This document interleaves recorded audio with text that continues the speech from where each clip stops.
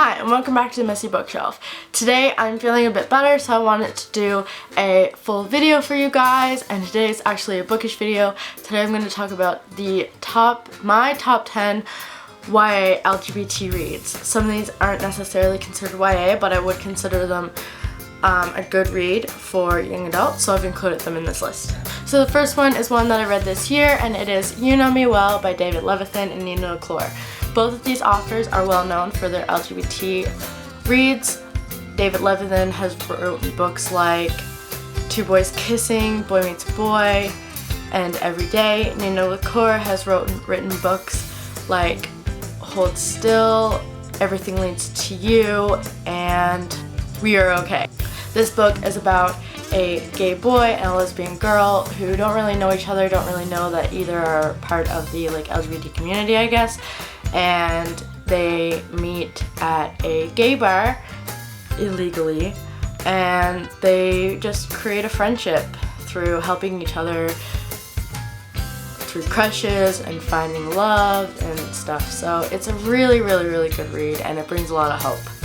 The next one I received as an ARC, and I absolutely loved it. It is Drag Team by Jeffrey Self. This is the story of a teenager who is interested in drag but is not really comfortable with doing it, and his two friends convince him to drive across the country to New York to enter a teen drag competition. And on their road trip they meet a bunch of adults who kind of help them out along the way.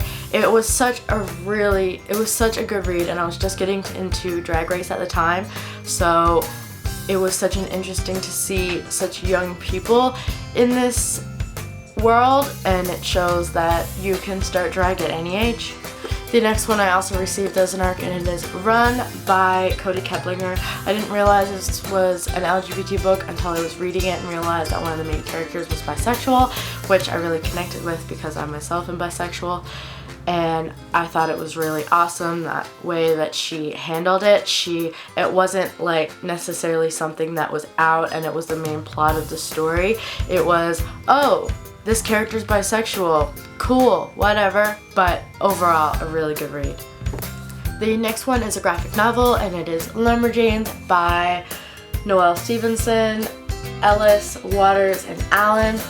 This is such a great series. I recently just finished volume 3 because I've been borrowing them and reading like say a chapter a night, which is a really great way to get through graphic novels. Basically this is a story about a girls camp, kind of like Girls Guides and Girl Scouts, and there's a bunch of LGBT characters, main characters. Most of them are in some shape or form an LGBT member, but again, it's not like right out and in your face. It's kind of like these subtle hints that like show, oh, this person is gay, or this person is possibly trans, whatever. Be who you want to be. The next one I've talked about on my channel before, and it is Symptoms of Being Human. I'm sorry, the book is white. There you go, you can kind of see it now.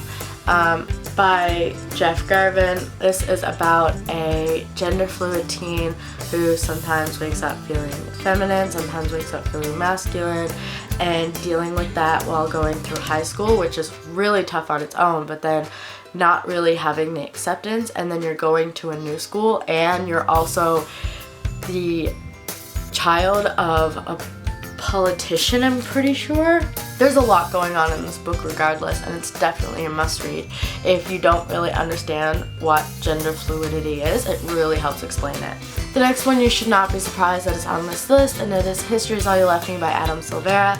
Adam Silvera is an LGBT author who writes about Latinx LGBT characters. In this one we have Griffin and Theo, who were best friends first and then became boyfriends, and then Theo dies and Griffin is left to deal with this grief and Theo's new boyfriend who he was with when the incident happened. So this is one of those books, it goes back and forth in timelines between now and the past, and it makes you happy and sad all in one, and it's just a fantastic book that is a must read. Another Latinx LGBT book is Aristotle and Dante Discover the Secrets of the Universe. This one has won a lot of awards, including the Stonewall Book Award, and Stonewall, I'm pretty sure, is an LGBT historical landmark, I believe. So that's really cool, and this book was just so beautiful and it took my breath away, as says James Howe and myself. And it is a must read and should be at the top of your list when looking at LGBT books. The next one has kind of been hinted throughout this entire video with my pillow, and it is Carry On by Rainbow Rowell. This book is kind of like Harry Potter fan fiction, the whole dreary fan fiction put into a fictional world about Simon Snow. There's a big story around this because in her book Fangirl, Rainbow Rowell put excerpts of the main character Cass' fan fiction called Carry On, which is based on a book series called Simon Snow in Her World, which is based on Harry Potter from our world. So people loved the Carry On excerpts so much that Rainbow decided to write an entire book about it, and this is actually going to be her first book that is published in paperback as well, with a gorgeous cover that I will insert right here. I'm so excited. I pre-ordered a personalized edition from the States because the cover was just so beautiful and it's personalized. And oh look, another one that should not have been surprised. More Happy Than Not by Adam Silvera. Yet another Adam Silvera book. This book is fantastic. I have been wanting to read it since I first saw it on BookTube, and I just never saw it at work, and I kept always forgetting about it. Until one day the paperback finally came in and I was super excited. I immediately picked it up and started reading. It's just so good, and I really like this cover. I probably like it a little bit more than the hardcover, but it's still so good. It mends contemporary with mental illness with a little bit of sci-fi, which is an interesting combination, and definitely check this one out. And the final book is the one book that's not technically YA, but I do feel it's an excellent read for anyone who is LGBT or anyone dealing with mental illness, or just anyone, and it is Buffering by Hannah Hart. Hannah Hart is a YouTuber, and yes, this is a YouTuber book. There's a better look at the cover. But unlike her first book, this book delves into her life a lot more, and Hannah Hart has dealt with a lot of stuff. I believe I have a full review on this, so I will, if I do, I will link it around somewhere.